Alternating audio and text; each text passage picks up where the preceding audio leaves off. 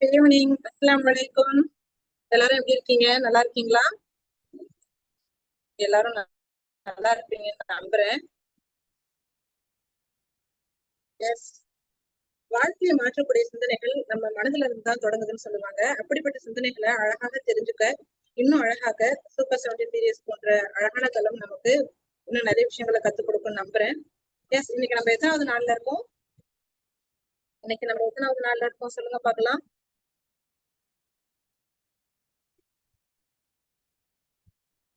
எத்தனாவது நாள்? Super 70 series. S, 48.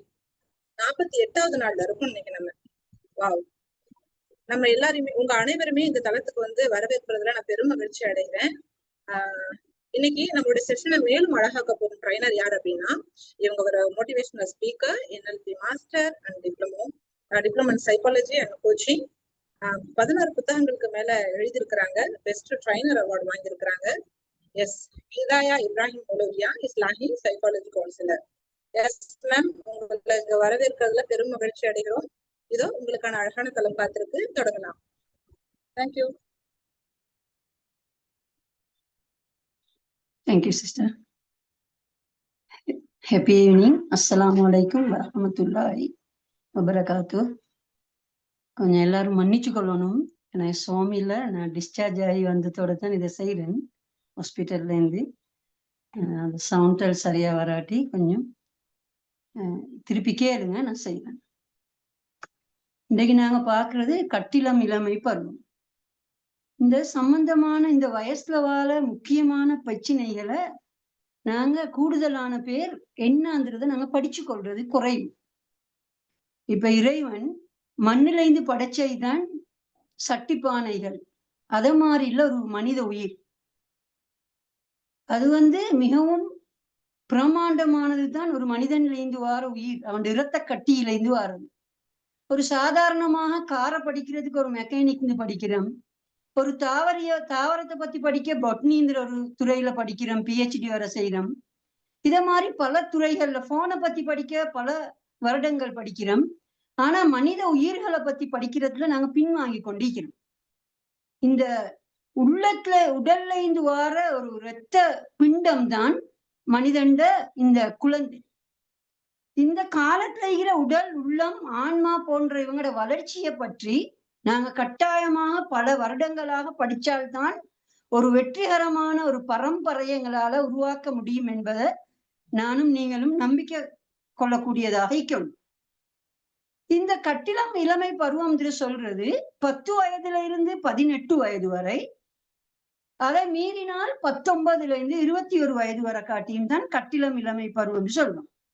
இவங்களுக்கு பல பிரச்சனைகள் இருக்குது. எங்களுக்கு தெரியும், ஆரம்பத்துல 10-12 வயதுல எல்லாம் அடிக்க ஒரு முறை உமா முத்தமிட்டு கொண்டு போவாங்க. தகப்பனோட நெருங்கி பழகுவாங்க, சகோதர சகோதரிகளை விரும்புவாங்க. வீட்டுள்ளுக்கு தாயை சுத்தியே தான் நீக்கிற பிள்ளைகளை நாங்க கண்கூடா காணக்கூடியதா இருக்குது. கொஞ்சம் வயது போற நேரம் எங்களுக்கு விளங்கும், எங்களை விட்டு அவங்க தூர போற மாதிரி, கோபம் காட்டுற மாதிரி, வீட்டுள்ளுக்கு வரக்கூடிய ஒரு சத்தம் ஒன்றை போட்டுட்டு வார மாதிரி, உமா தாயை நெருங்கி இருந்தவங்க கொஞ்சம் கொஞ்சம் தூரமாகிற மாதிரி, இரவு நேரங்கள்ல வெளியில போறதுக்கு அவங்க முனைஞ்சு கொள்ளக்கூடிய விஷயங்களை நாங்க காணக்கூடியதா இருக்கு.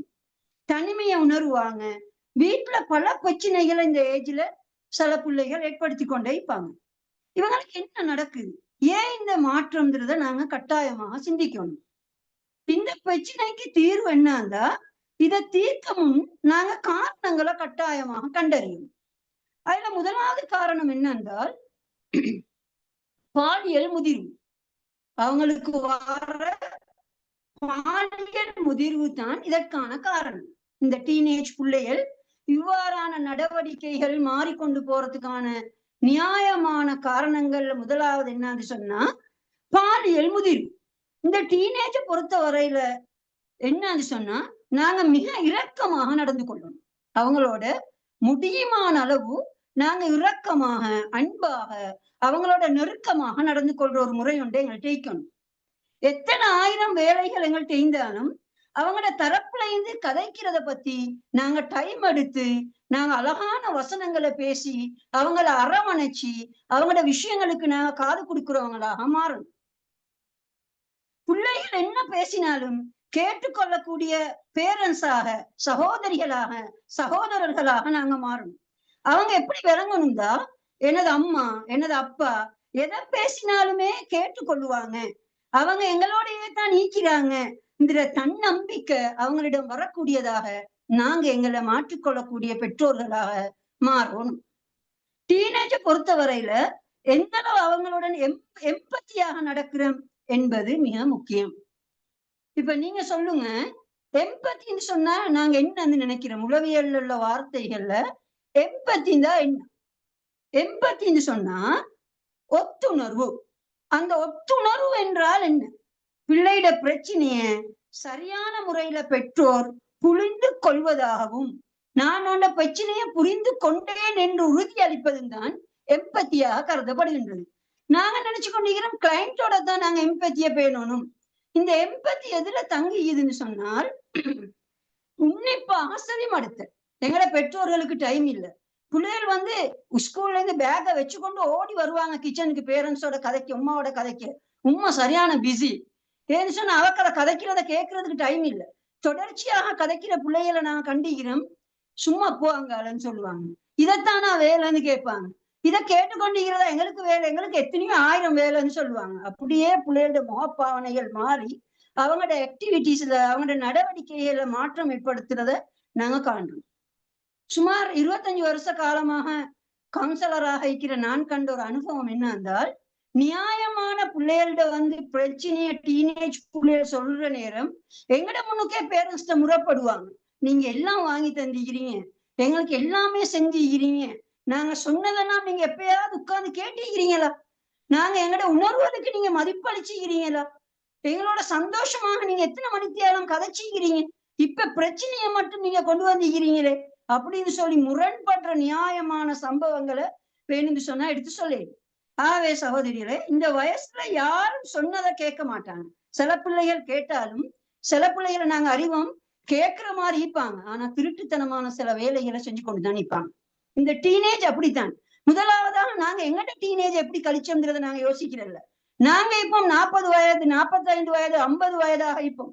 அந்த பிள்ளைக்கும் 10 வயது, 15 வயது, 17 வயது, 18 வயதா நாங்க யோசிக்கிறோம். எங்கட அந்த 45 வயசுல தான் புள்ள யோசிக்கணும். நாங்க அந்த 50 வயசுல சில ஓட பண்றோமே, அதைத்தான் புள்ள செய்யணும். அப்படி இல்லாட்டி பிள்ளைகளை கண்டிக்கக்கூடியவங்களாக நாங்க மாறும். நாங்க எதனை தேடுகிறோமோ அதைத்தான் என்னை கிடைக்கும்.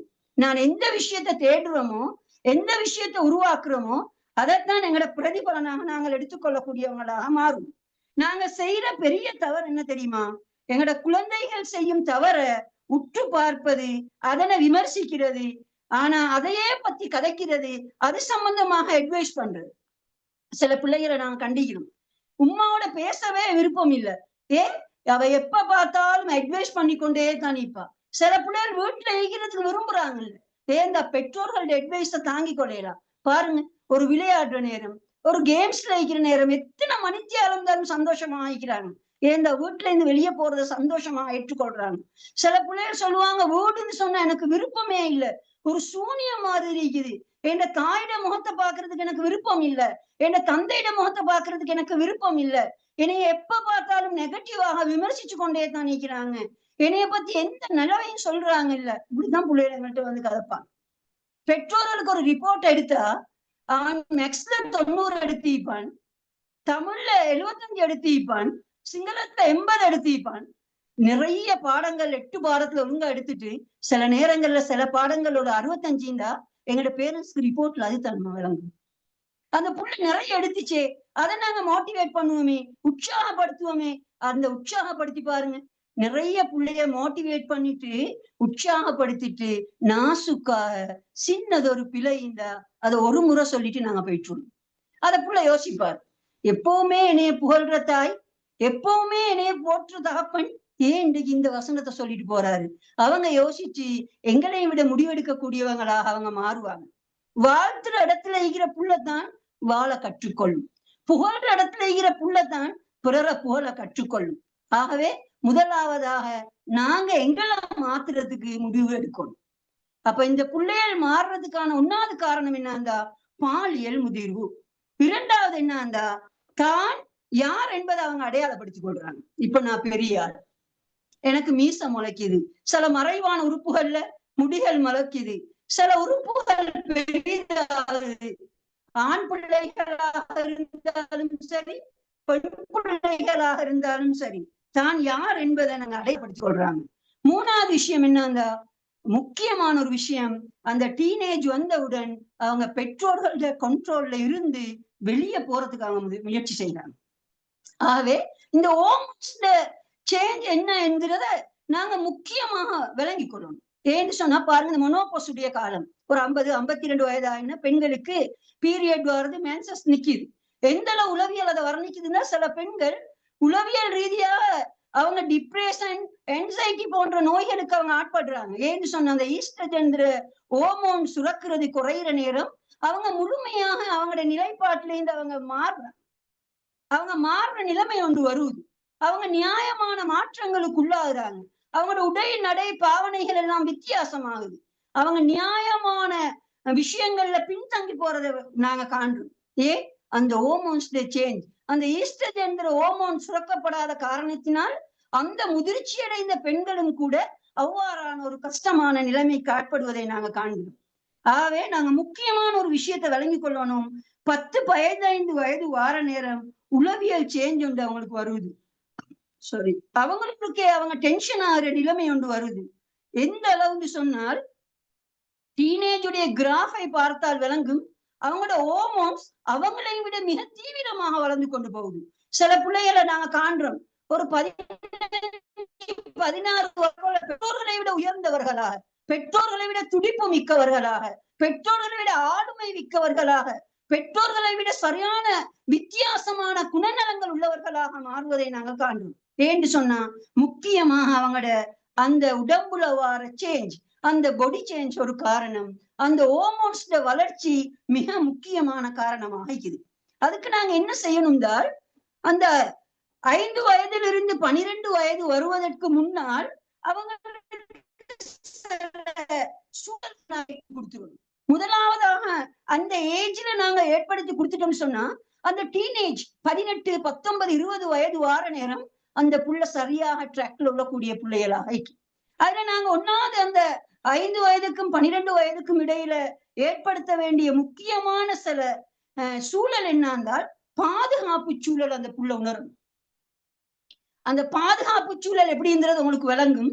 டைம் போதாத்தால நான் அவசரமாக சொல்லிட்டு போறேன். ரெண்டாவதாக அந்த வயசுக்கு அந்த 5 வயதும் 12 வயதுக்கும் இடையில டீனேஜ் எட்டுறதுக்கு 1 வருஷம் 2 வருஷத்துக்கு முதல்ல அவங்களுக்கு ஒன்னாவது நாங்க கொடுக்க வேண்டியதுதான் பாதுகாப்பு சூழல். இரண்டாவதாக நாங்க கொடுக்க வேண்டியதுதான் பிறரிடம் இருந்து கிடைக்கின்ற அன்பு. பேரண்ட்ஸ், தாத்தா தங்கச்சிமார்கள், சகோதரர்கள் அல்லது உம்மம்மா வாப்பமாக இருந்தால், அல்லது ஆசிரியர்களாக இருந்தால், யாராக இருந்தாலும் சரி, நாங்க என்ன செய்யணும்டா அவங்களுக்கு அன்பு காட்டுற நிலைமைகளை நாங்க உருவாக்கணும். அது ஆக முக்கியமான ஒரு விஷயம். அடுத்தது அவங்க என்ன செய்யணும்டா சமூகமயமாக்கணும். அவங்கள சமூகத்தோட இணையக்கூடிய நிலைமைக்கு அவங்களை உருவாக்கணும். சமூகத்தோட அவங்கள வாழ வைக்கிறதுக்காக நாங்க பாடுபடணும்.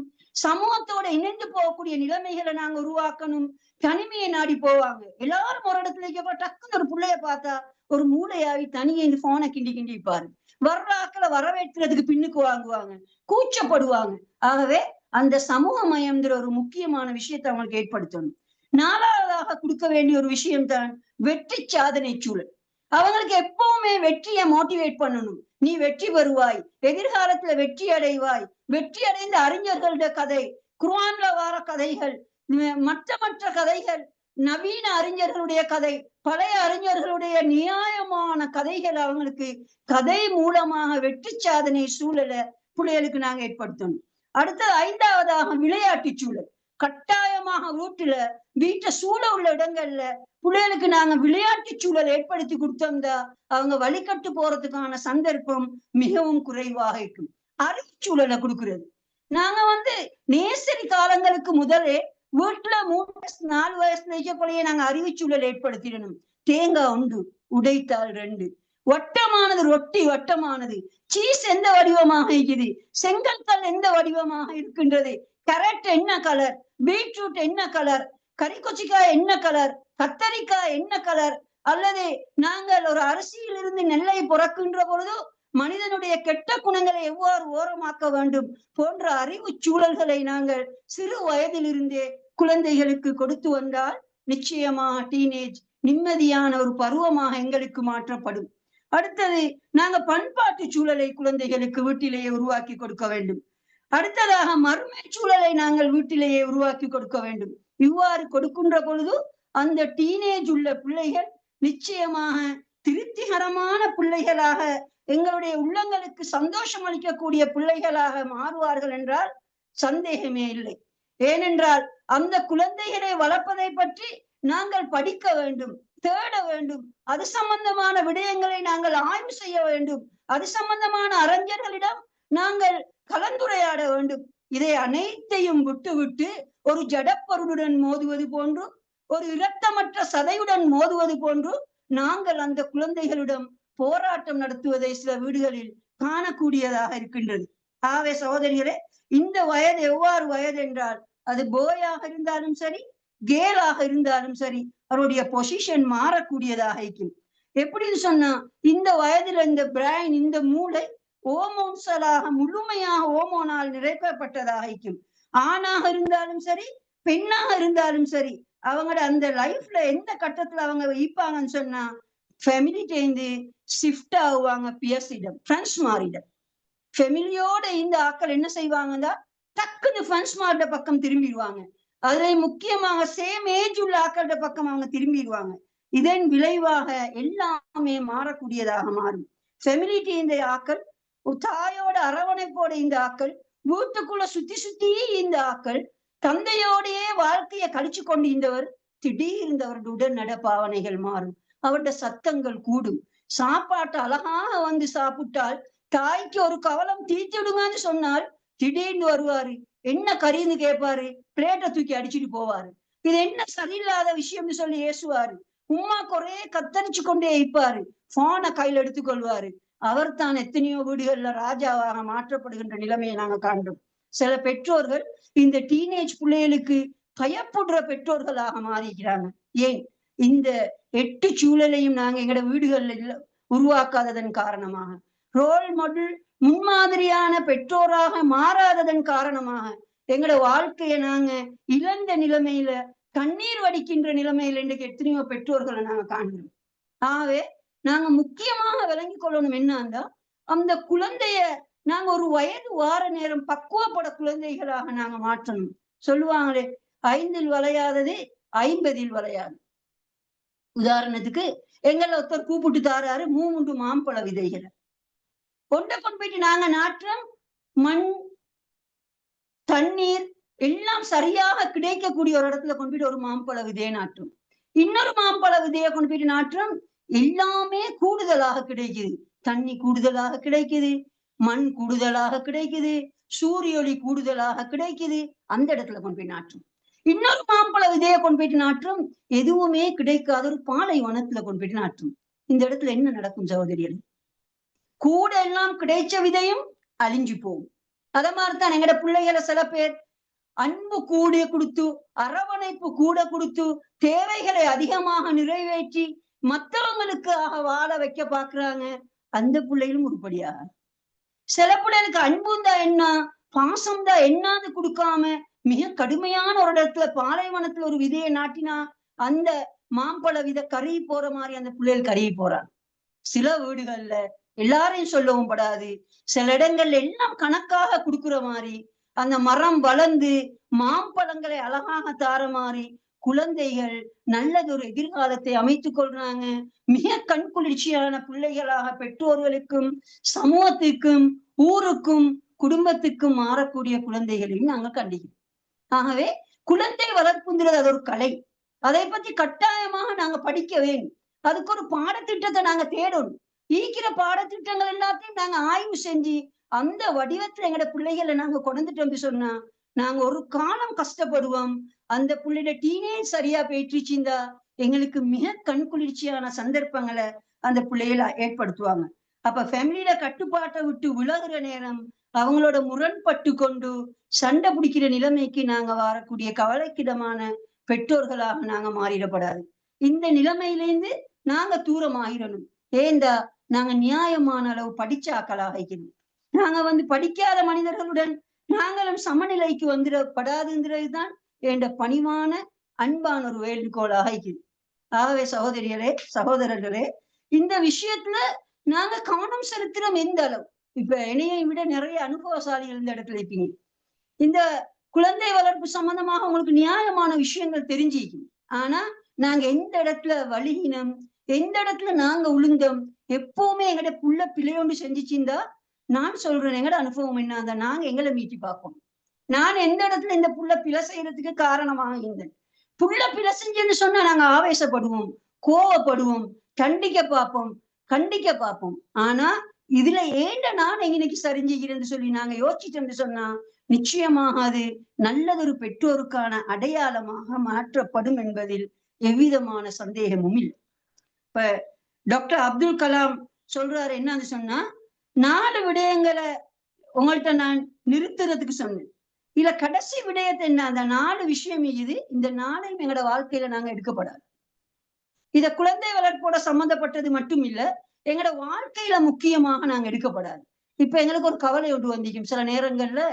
அந்த இப்படியான விஷயங்களை கேட்கிற நேரம், நான் இந்த இடத்துல இன்னைக்கோ சரிஞ்சிட்டேனா, நான் இந்த இடத்துல இன்னைக்கோ விழுந்துட்டேனா, நான் அந்த நேரம் இத மாதிரி விஷயங்களை நிறைய படிச்சிருந்தேன்னு சொன்னா ஏண்ட குழந்தை வளர்ப்பு சரியாக இருந்திக்குமே, ஏண்ட பிள்ளைகளையும் நான் டீனேஜான வயசுல சரியாக நெறிப்படுத்தி இப்பனேங்கிற ஒரு கவலை சில நேரங்கள்ல எங்களோட மனசுக்கு வரையுது. இந்த 4 விடயங்களையும் உடனடியாக நிறுத்த சொல்லி சொன்னாரு டாக்டர் அபுல் கலாம். அது என்னன்னு சொன்னா, நிறைய பேர் கணக்கெடுக்காம இருக்கிற விஷயங்கள்ல 4 விஷயம் எவ்வளவு சக்தி வாய்ந்ததுன்றதை நாங்க யோசிச்சுக்கொள்ளணும். இந்த விஷயங்கள் தான் எங்களை கீழே போடும். ஆகவே எந்த விஷயத்துல இருந்தாலும் சரி, 1ஆவதாக கடந்த காலத்தை நினைச்சு நாங்க வருந்தவே தேவையில்லை. கடந்த காலம் இப்படி போயிட்டுச்சேன்னு சொல்லி நாங்க வருந்த தேவையில்ல. நடந்த மாற்றத்தை முடியாத அதை கற்றுத்தந்த பாடத்தை வச்சு நாங்க புதுசா உருவாக்கணும். நான் இப்படியெல்லாம் பிழை செஞ்சிட்டேன்னு மனசு உறுத்துதா, பிள்ளைகிட்ட போயிட்டு நாங்க மன்னிப்பு கேட்கறது. நான் தவறு செஞ்சிட்டேன், நான் பிழை செஞ்சிட்டேன், போன்ற விஷயத்துல நிறைய காணீனமாக இருந்துட்டேன். அந்த நேரம் எங்களுக்கு இந்த விஷயங்கள் தெரியாது. இப்பதான் நாங்க படிச்சு கொண்டு வரோம், எங்களை திருத்தி கொள்றோம். மானே நீ மாறு, நாங்களும் மாறுறோம், உனக்கு முதலால், உனக்கு நான் அன்பு காட்ட நிறைய இடங்கள்ல தவறிக்கிறேன். இப்படி நீங்க பேசி பாருங்க, அந்த பிள்ளைகள் எந்த அளவு இறங்கி வருவாங்கந்தா. நான் கவுன்சிலிங்ல கண்டு ஒன்று நாங்க விளங்கப்படுத்தின உடனே சொல்லுவாங்க, மேடம் எங்களோட பேரண்ட்ஸ் வெளியேக்கிறாங்க, உள்ளே கூப்பிடுங்க. கூப்பிட்ட உடனே பேரண்ட்ஸ கட்டி அணைச்சு கொண்டு மன்னிப்பு கேட்டு கதறி கதறி அழுவாங்க. நான் நேரத்தோட சொல்லி கொடுத்துருவேன் பேரண்ட்ஸுக்கு, இப்படி ஒரு நிலைமை வந்தா நீங்க மன்னிப்பு கேளுங்க. அப்ப உடனே பேரண்ட்ஸ் மன்னிப்பு கேட்கிற நேரம் அதுக்கு அவங்க எழுப்பி கொண்டு, இல்ல நான் தான் தவறு செஞ்சேன், நான் தான் பிழை செஞ்சிட்டேன்னு சொல்லி உடனே அவங்க மன்னிப்பு கேட்டு நியாயமான அளவு திருந்துற சந்தர்ப்பங்களையும் வரலாறுகளையும் நாங்க காணக்கூடியதாக இருக்குது. அடுத்தது 2வது விஷயம் என்ன, அந்த எதிர்காலத்தை நினைச்சு கவலைப்படப்படாது. இப்படி வளர்த்துட்டோமே, இப்ப இந்த புள்ள எப்படி வரும் எதிர்காலத்துல, இது நிறைய பேர் இப்படி எல்லாம் சொல்றாங்களே, நான் இந்த வட்டத்துளுக்கு வளர்க்கலையே, இந்த புள்ள பிரச்சனைக்குரிய ஒரு பிள்ளையாக மாறிடுமான்னு சொல்லி நாங்க என்ன நடந்தாலும் சரி சமாளிக்கிற திறமை என்ன செய்யுதுங்கிற மனநிலைய பாசிட்டிவ் தாட்ஸை நான் வச்சுக்கணும். பிள்ளையோட விஷயத்துல இருந்தாலும் சரி, எந்த விஷயத்துல இருந்தாலும் சரி, நாங்க நேரத்தோட இதெல்லாம் படிக்கல, இப்பதானே நாங்க படிச்சுக்கணும். ஆகவே எதிர்காலத்துல வார பிரச்சனையெல்லாம் சமாளிக்கும் திறன் என்னிடம் உண்டுன்றத நாங்க உறுதியாக நம்பணும். 3வது, எங்கட சந்தோஷத்தை அடுத்தவர்கள்ட்ட தேடாம நாங்க என்ன செய்யணும்டா, எங்கட சந்தோஷத்தை எங்கள்கிட்ட தான் தேடிக்கொள்ளணும். நாங்க அடுத்தவர்கள்ட்ட தேட போனோம்னு சொன்னா பிச்சைக்கார மனிதர்களாக மாறிடும். அப்ப எங்க சந்தோஷம் என்னக்குள்ளுக்கு தானே இது, இந்த சந்தோஷத்தை நான் தான் தேடணும். இந்த குழந்தைகளோட கண் குளிர்ச்சி, இந்த குழந்தைகளோட வெற்றி, இந்த குழந்தைகளோட பாராட்டு, இது என்னுள்ளுக்கு இதுதான் முதலாவதாக உருவாகணும், அதுதான் சிறந்ததாக மாறுங்கிறத நாங்க உறுதியாக எடுத்துக்கொள்ளணும். 4வது விஷயம், ஆக முக்கியமான விஷயம், ஆனா நாங்க கணக்கெடுக்காத விஷயம், நாங்க தோல்வி கண்ட ஒரு விஷயம் தான், எங்கட உள் சக்திய குறைத்து மதிப்பிடுவதை நாங்க உடனே நிறுத்தோம். எங்களோட உள்ளுக்கு இருக்கிற சக்தி உண்டு, எங்களுக்கு உள்ளுக்கு ஒரு வெற்றி உண்டு, எங்களுக்கு உள்ளுக்கு ஒரு ஆன்மா உண்டு, அது முழுமையாக சக்தி பெற்றது, வெற்றி பெறக்கூடியது. நான் முயற்சித்தால் வெற்றி அடைவேன் என்று சொல்லி எனது உள் சக்திய நான் முழுமையாக நம்பணும். இதுதான் நான் சொல்ற முக்கியமான விஷயம். நாங்க நினைப்பதை விட நாங்க மிகவும் வலிமையானவர்கள். நாங்க நினைப்பதை விட நாங்கள் திறமையானவர்கள். நாங்கள் நினைப்பதை விட நாங்கள் உற்சாகமானவர்கள். நாங்கள் நினைப்பதை விட நாங்கள் அறிவாளிகள். நாங்கள் நினைப்பதை விட நாங்கள் ஆளுமை உள்ளவர்கள் என்ற எங்களுக்குள் இருக்கிற சக்திய, அந்த முழுமையான சக்திய 100% நாங்க நம்பிட்டு சொன்னா நிச்சயமாக அந்த வெற்றி எங்களுக்கு வந்தடையுன்றதுல எந்த விதமான சந்தேகமும் இல்லை. ஆகவே உங்களுக்கு பிரயோசனமாக இருந்திருந்தால் அது இறைவன் தந்த அருளும், இல்ல பிழைகள் தவறுகள் இருந்திருந்தால் நிச்சயமாக அது என் பக்கம் இருந்து வந்ததென்றும் மன்னிப்பு கேட்டு விடைபெறுகின்றேன். அஸ்ஸலாமு அலைக்கும் வரஹ்மத்துல்லாஹி வபரகாத்து. Good night. என்ன சரி கேள்விகள் இருந்தால், சந்தேகங்கள் இருந்தால் கேட்கேன். Super ma'am, super. அருமையா பேசுனீங்க. ரொம்ப அழகா இருந்தது இந்த செக்ஷன். சாட் பாக்ஸ் உண்மையிலே களை கட்டுச்சுன்னு தான் சொல்லணும். அவ்வளோ எனர்ஜிக்கா பவர்ஃபுல்லா இருந்தது. Thank you so much. God bless you ma'am. யாரெல்லாம் அழகான ஃபீட்பேக் கொடுக்க வரீங்க கொஞ்சம் ஃபாஸ்டா வாங்க.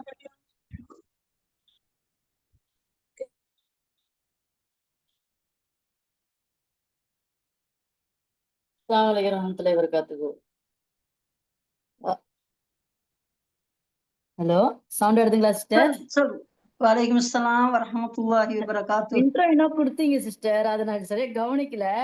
ஆனா அல்ஹம்துலில்லாஹ் எல்லாத்தையும் கேட்ச் பண்ணிட்டீங்க. ஸ்டூடெண்ட்ஸ்ல இருந்து எடுத்து, நம்ம பேரண்ட்ஸ்ல இருந்து எடுத்து, அவங்களோட வயது பிரச்சனையை எடுத்து, என்ன சொல்றது, அப்துல் கலாம் சார் அவங்க சொன்ன வார்த்தைகள் எடுத்து, ஐயோ அல்ஹம்துலில்லாஹ் மாஷா அல்லாஹ் செம்மையா இருந்தது. எனக்கு சேட் பாக்ஸ்ல செய்ய முடியல, வேலை செஞ்சுட்டே இருந்தேன். அதனாலதான் ஃபீட்பேக் இப்படி கொடுக்கலான்னு வந்துட்டேன் நானு. அல்ஹம்துலில்லாஹ் ரொம்ப ரொம்ப ரொம்ப அற்புதமா இருந்தது சிஸ்டர். ரொம்ப நல்லா இருந்தது. மாஷா அல்லாஹ்.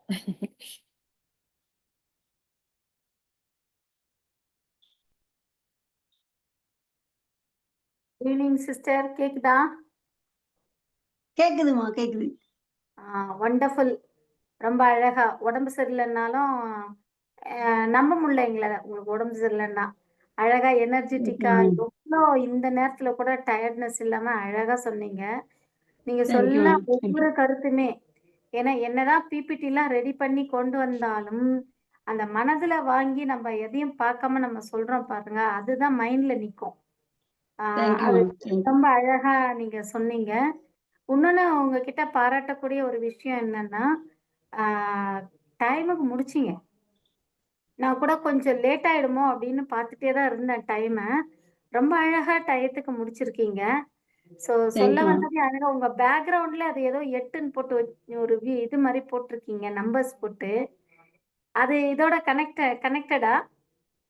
எதுவுமே உங்க பேக்ரவுண்ட்ல ஒண்ணு வச்சிருக்கீங்க இல்லையா, அது இந்த அது நான் கவுன்சிலிங் ரூம், மனிதர்களோடு நல்லுறவை பேணுவதற்கான வழிமுறைகள் 15 பெரிய இமேஜஸ் அடிச்சுக்கிறேன்.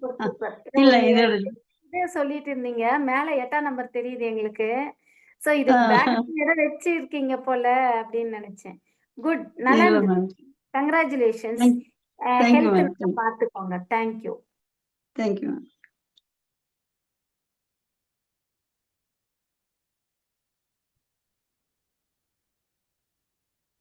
Thank you all. எல்லாருமே உங்க இந்த செஷனை அழகாக்குனதுல உங்க ஒவ்வொருத்தருடைய பங்களிப்புமே உண்மையா ரொம்ப நல்லா இருந்தது. உங்களுடைய எனர்ஜிக்கு அவ்வளவு நல்லா இருந்ததுன்னு தான் சொல்லணும். இதே போல பவர்ஃபுல்லா ஆர்வமா நாளைக்கு சபிஹா ஹுசைன் என்றவங்க வராங்க. ஒரு வித்தியாசமான டாபிக்ல அழகா பேச வராங்க. அவங்களுக்கும் இதே போல ஒத்துழைப்பையும் உங்களுடைய பங்களிப்பையும் கொடுங்க. இன்னும் நம்ம எல்லாம் இணைஞ்சு செயல்படணும். இந்த பயணம் இன்னும் பல உயரங்களை தொடரும். தேங்க்யூ. Thank you all. அனைவரின் மீதும் இறைவன் சாந்தியும் சமாதானமும் நிலவட்டும். இப்படிக்கு ஷரீஃபா NAPR. Thank you all. அஸ்ஸலாமு அலைக்கும். தேங்க்யூ. Good night.